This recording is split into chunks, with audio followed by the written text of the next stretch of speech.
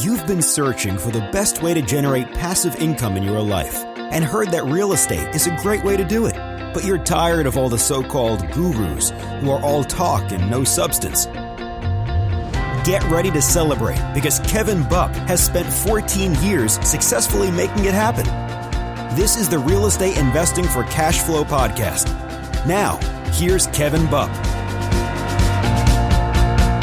Alrighty, guys, it is my honor to introduce my guest for today's show, CEO of B6 Real Estate Advisors, Paul Massey. Paul, how you doing today?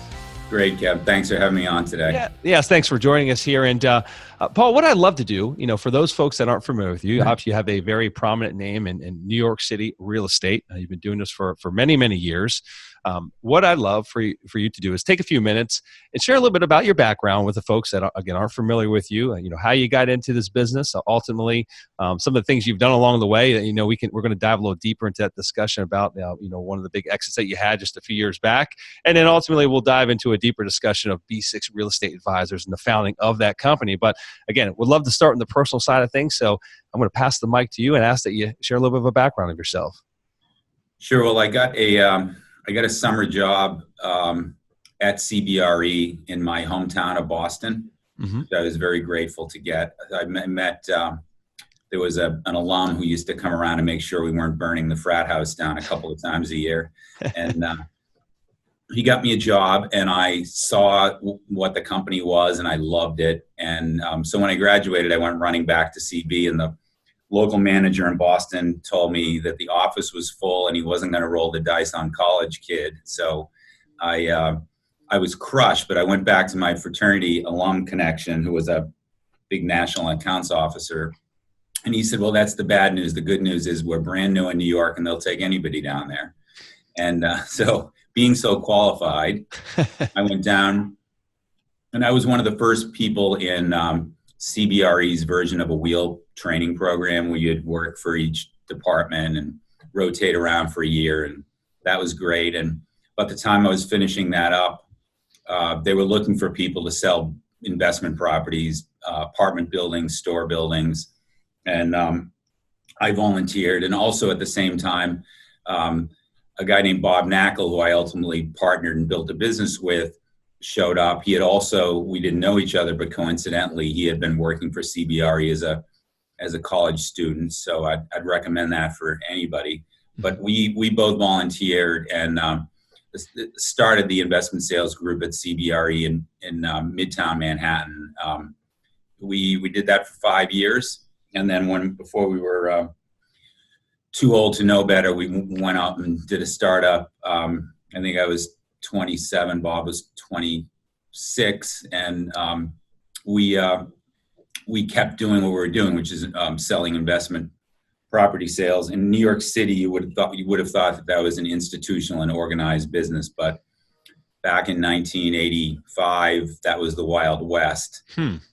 So we ended up getting lucky and falling into a niche where we repped about 1/3 of everyone who was selling their building in New York City. Wow.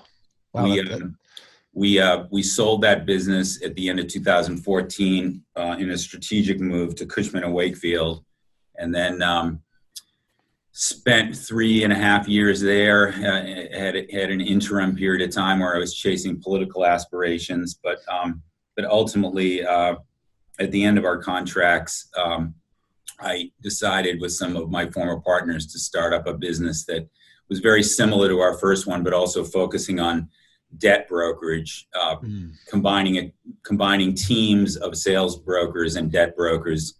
Again, more of a strategic approach, kind of the way we think the world's headed. And we formed B6, which stands for our urban focused approach, which is building by building, block by block. It's B6. Okay, fantastic. I appreciate you filling in some of those gaps for us. I'd love to back up a little bit and just talk about the transition from CBRE to founding of your own firm there. What were the big voids? I know you said it was the wild, wild west and, it was kind of cowboy land, but what were the big voids that you saw that ultimately weren't being met by CBRE or any of the other larger firms that were in the city at that point in time? I kind of wish I could take credit for being a strategic planner at that point, but we were just having a great time doing what we were doing. But there were things that were happening that had we thought about them, really screamed opportunity. One was the big shops weren't looking at that investment sales kind of middle market business, probably 2 million to 200 million, as a standalone business opportunity. They were thinking about bigger institutional buildings. Because we were young, we would typically only get hired by sellers of smaller to mid-sized buildings. So we, again, by luck, ended up in a very fragmented, fractured niche. Mm-hmm.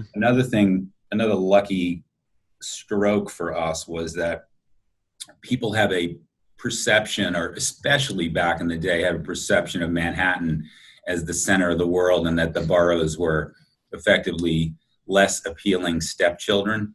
But the reality is there are 200,000 investment properties in New York. It's the biggest market in the country. It's a massive market, but there are only 24 to 25,000 buildings south of 96th Street in Manhattan. So we were surprised to find, and people didn't realize, there are 55,000 buildings in Queens. So apartment buildings, store buildings, office buildings. So Queens itself is a massive market. There are 88,000 buildings in Brooklyn. You always hear this, that wow. Brooklyn as a standalone would be the third largest city in the country.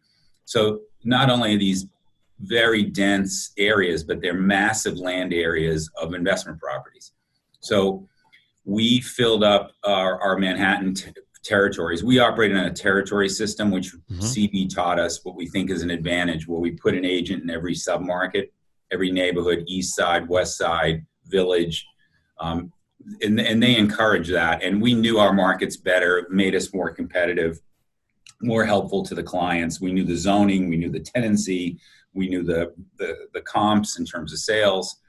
But we filled up Manhattan, and then had to make a decision. Do we branch into other disciplines within the brokerage world, property management, leasing? We decided to stick to our knitting. So we went out, and one of our partners volunteered to go out to Queens, and we set up shop there, and then Brooklyn, and then the Bronx and Staten Island. And so we were in Brooklyn before it was Brooklyn. So that was the second big competitive advantage, that we looked at those markets in a very micro manner, and it gave us a competitive advantage ahead of the pack.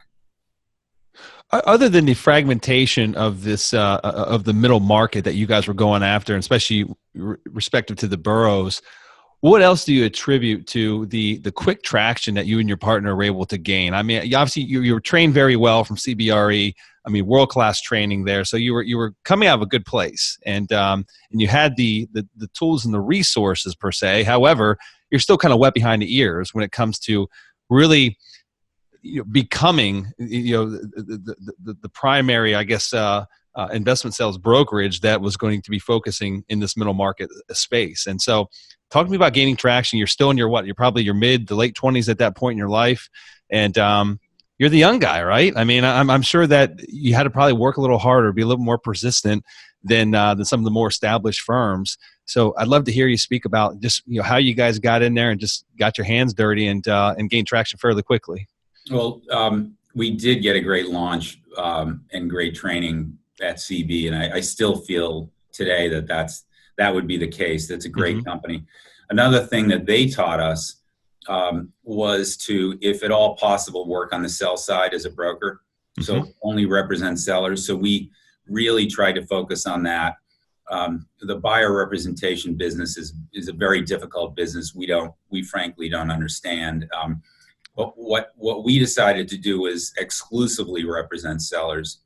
A lot of firms, including national firms, represent tenants, represent buyers. So they can be on both sides of a trade very frequently. To us, that's a major, major conflict and a problem. And I don't know how you negotiate that. So at one point early on in our company's career, when we were, we gained traction over 26 years. So we're overnight success after 26 years. But the minute we formally told our clients that we were no longer doing any buyer representation whatsoever, they loved it. I think that more than 60 or 65% of our clients picked us because they knew we're agnostic to outcome other than maximum proceeds for them. So really, I think that's the way the world has gone and the world has transitioned to. But I think that, picking who you represent and being very clear about that was a second huge competitive advantage. Yeah. A third advantage that was more our idea than anyone. So this would be one place where I would say we probably were smart, and all the rest of it was a lot of luck. But because we had troops out in the field, we could feed the mothership all the data that was out there. So we were, early AI before even that expression existed. We fed data back about cap rates, about gross rent multipliers vis-a-vis residential property, development comparables, land sale comparables, and we packaged this up and then gave it to the marketplace for free. And in doing so, we not only fell into a large market share position, but we were one of the trusted authorities about that market. And so we became the authority, or one of the authorities. So it allowed people to go into markets they hadn't been into, Queens, Brooklyn, neighborhoods in the Bronx, and they could pay up, but they knew they weren't paying up by a multiple. They were just paying up as much as they had to break records, to entice people to sell. But they were comfortable doing so because they had a sense of where they were on the pricing scale. So that was work that our company did and provided to our clients way before they had all these companies that were providing this. Now you can get that. Now anybody can lease that information for free. So I think being cutting edge in terms of data is always a way to go. Yeah, but even then, and so I guess let me just clarify here. You provided that data also to all the property owners, correct? I mean, just so that they were educated. Even then, I guess the less sophisticated property owner, even with all the resources that exist today, it's still a somewhat complex set of data for them to get in. To go to any one of these random websites and extract what's real and what's not real, right? I mean, so I think that the value that you were providing them, I mean, it puts you leaps and bounds ahead of the competition. I mean, that's what I'm gathering here. Just, you talk about building the instant trust and credibility. Like, you guys are giving stuff away that is incredibly valuable. They know that it took a lot of time and resources to gather that information. And at the end of the day, it allows them to be an educated seller and get, what they feel is a premium dollar for their asset when they're, when the time comes to sell. So I love every bit of that. Absolutely.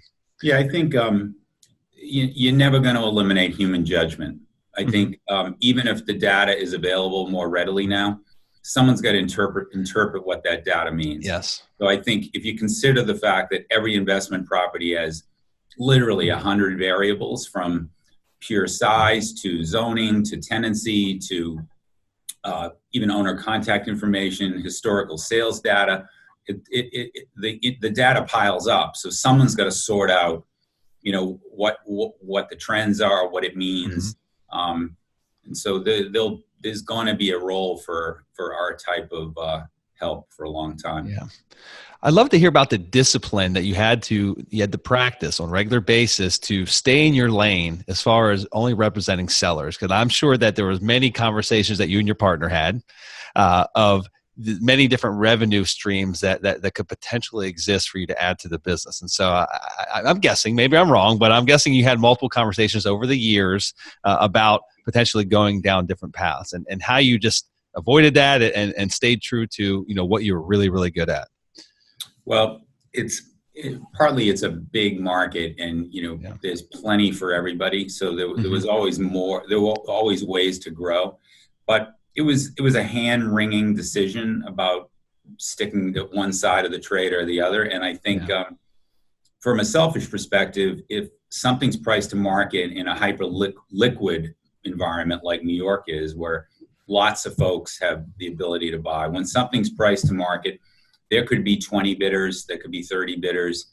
Do you want to be representing one of those? Your odds of success are not high. Our list to sell ratio when we're on the seller rep side is very, very high. In fluid markets, 70%, 75% of the time there'll be a trade where you'll be paid. And but it really came back to what's in the client's best interest. Yes. And the client's best interest is transparency and a clear idea of who's representing who. That's the way of the world, and that's the way the world's headed. Think of the legal world if there wasn't clear transparency about who was representing who. Oh yeah, be disastrous. Absolutely.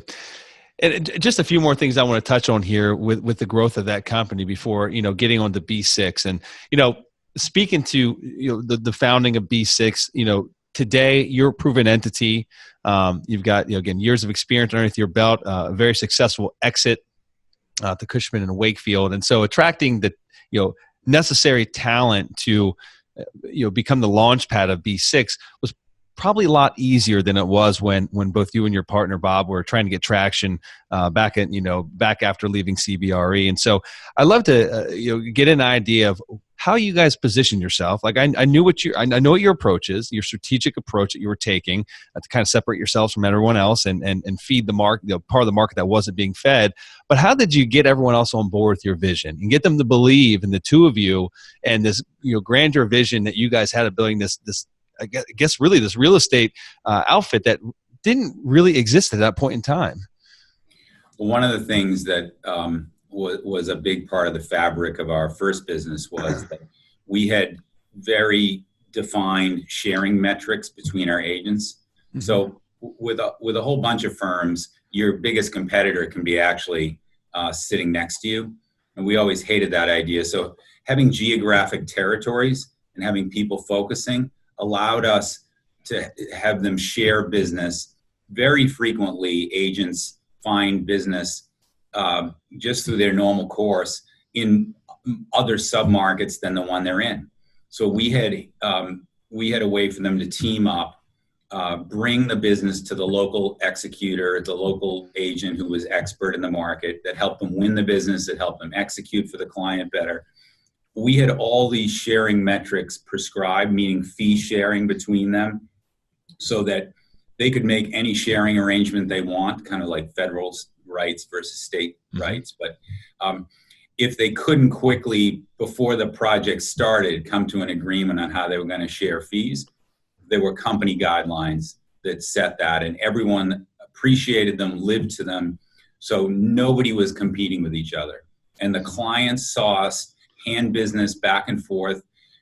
I think historically we would have 40 to 45% of the time more than one agent or more than one team working on a project, depending on who originated and who executed it.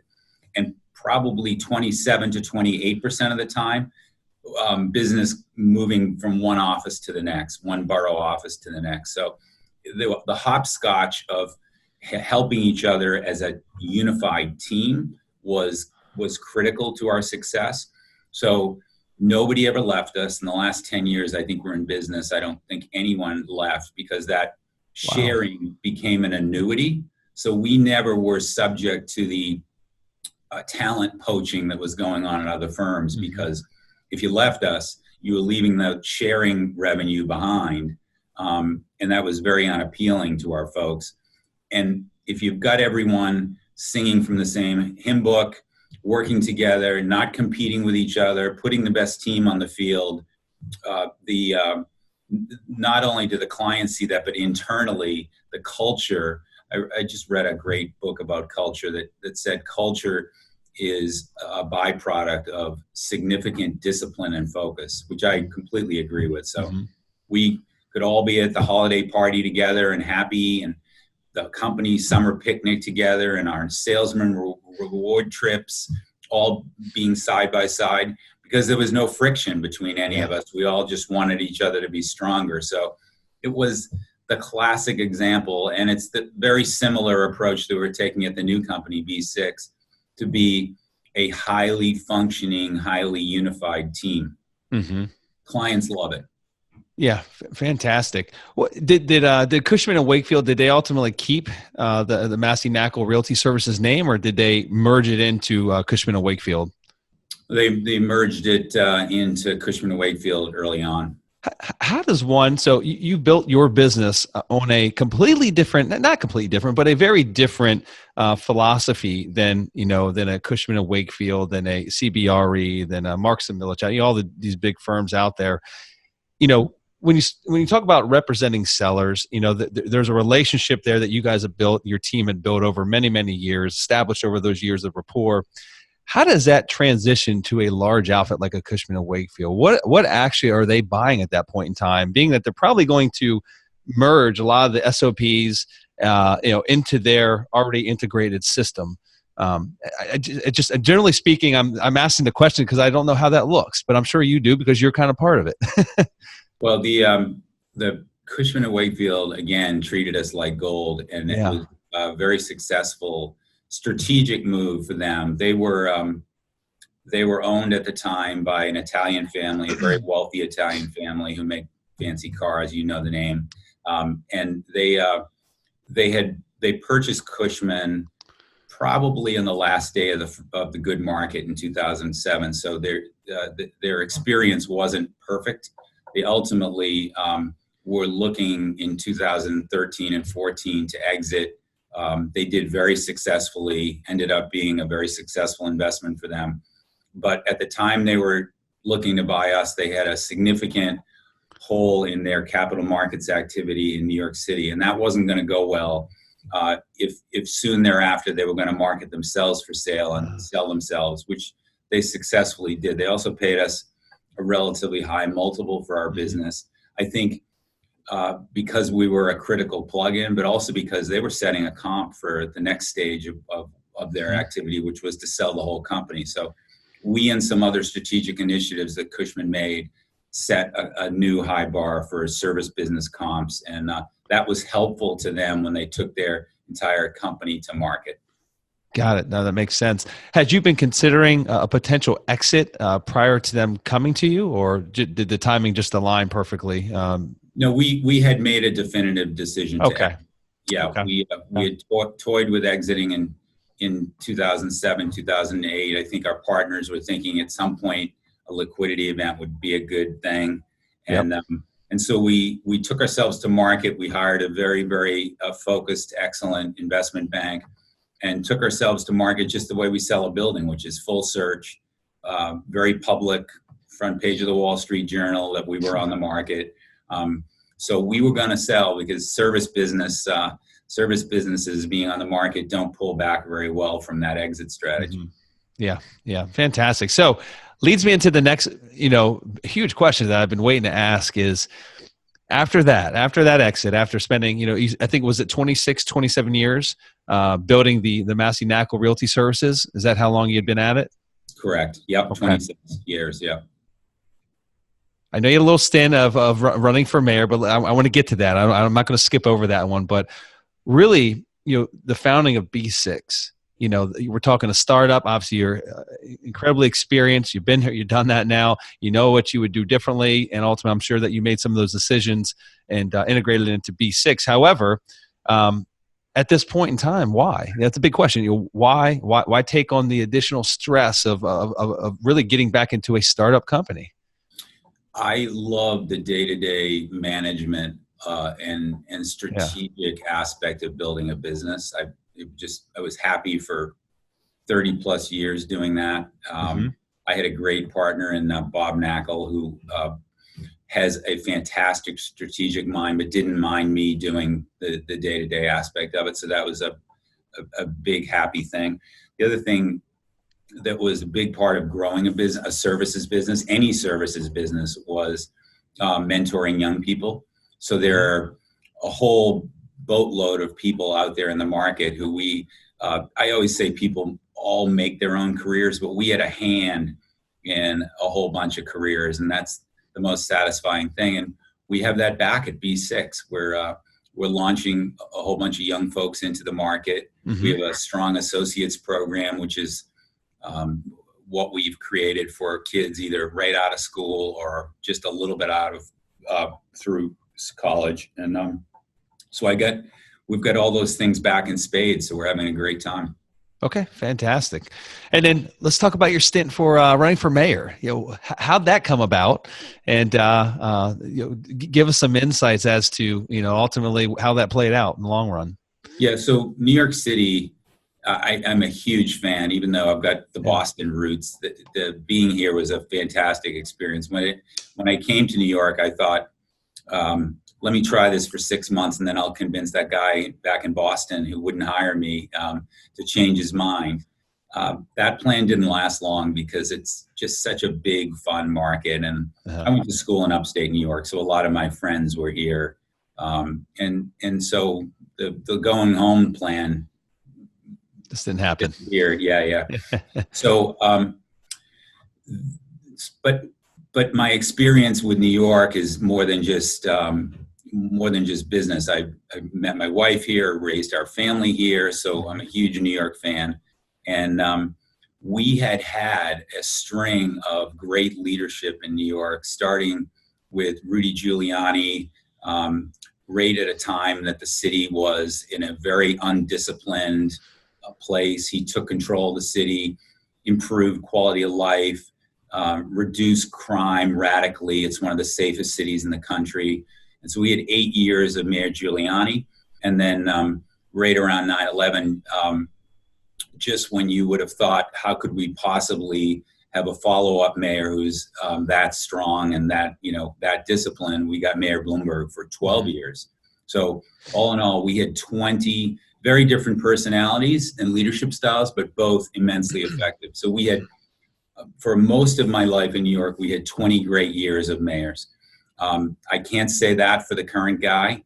And so when he was coming around for his second term, I decided to step up. I always thought I was Mr. New York based on the business that we had and the platform that we had and the fact that we were in every neighborhood and every market. But I had a fantastic experience and learned New York in a way that I didn't realize was possible even more, and met folks up and down the food chain in every different neighborhood and market. And they all are in different markets and different neighborhoods in a very big city, but they all love being part of the collective New York. So it was great. It was a great experience. I have to, tip my hat to Cushman Wakefield, who the minute they saw me expressing political aspirations, modified my contract to let me do that. I had their 100% support. And, and so that was a really nice thing. And they completely did the right thing. That's fantastic. What'd your wife and family and coworkers and associates feel when you made that decision to run? My wife was apoplectic. She was somehow thought we might semi-retire. And I don't think she's over it yet. But I'll speak for her and say it wasn't nearly as bad as she thought. And it was a really positive experience. But the coworkers and friends and everyone got behind it, and we had some great support. I guess it wasn't that bad because somehow you talked her into starting B6, right? Let you go on a new venture. So she says this is the lesser of evils. Yeah, right. Well, fantastic. Well, Paul, I'd love to move into now what I like to call the lightning round of the show, and just 6 very concise questions, looking for very concise answers. And so let's roll into it here. The very first one here: your biggest fear. What is it? For investors, high interest rates. I remember interest rates early in my career at a much higher level, and when they started driving down, I saw how powerful that was. And I think we've been historically low for a long time. I don't see anything on the horizon, but I'd be worried about that. Okay. How about one biggest regret? Don't really have a regret. Just probably would have liked to travel more when I was young. I was kind of hard-headed and driven and wanted to get right at work, but I think I'll make up for that later on in life now. Okay. Most influential business book?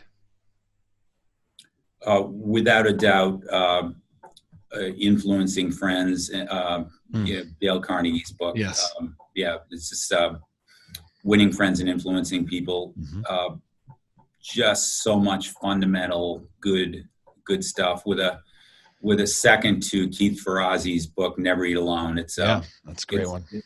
I don't love the title because it sounds mercenary, but the premise of his book is always try and help other people, don't keep score. So he's made a great career being selfless and trying to help others. Yep. Two great books. Fantastic. Outside of the daily work grind, what do you do to decompress? A million hobbies. Love it. What's the favorite? I think skiing's the top one. Okay. Yeah. Fantastic. With the family as much as I can. Yeah. I love it. We're skiers as well. How about the one thing that you can't live without? That would be the family, the kids, 3 great kids. Fantastic. And then last one here. And a great mom. No, absolutely. What would your plan be if you decided that you weren't going to be doing what you're doing today, as far as B6 or just real estate business in general? So there's a camp up at the Cape where we have a beach house, and it helps handicapped kids. I think I'd like to work there at some point, and I don't mean be on the board of it. I mean really just go to work every day with the kids. That'd be a great thing. Oh, that's fantastic. I've always wanted to do that. Never had the chance. Well, I shouldn't say I didn't have a chance to do it. Just never actually chose that path at a younger age. But like a camp counselor, is that what you're referring to? Actually getting in and helping the kids on a more micro level. Yeah, that's exactly. Fantastic. Yeah. Well, Paul, this has been a lot of fun. You've shared a lot of great information here today, lots of helpful insights to your business, to the growth of the company, to the exit, to the foundation of the new company. And what I'd love to ask of you is if you just had one final golden nugget of advice or wisdom that you could leave with our listeners today that may inspire and motivate them as they progress in their real estate career, what would that one last golden nugget be? I think since so many of them are successful and probably some budding investors out there, the more focused you are, the more disciplined you are in your approach to investing, the better off you're going to be. I absolutely love it. Paul, what's the best place to reach you and find out more about what you're doing at B6? Yeah, feel free to contact us at b6realestateadvisors.com.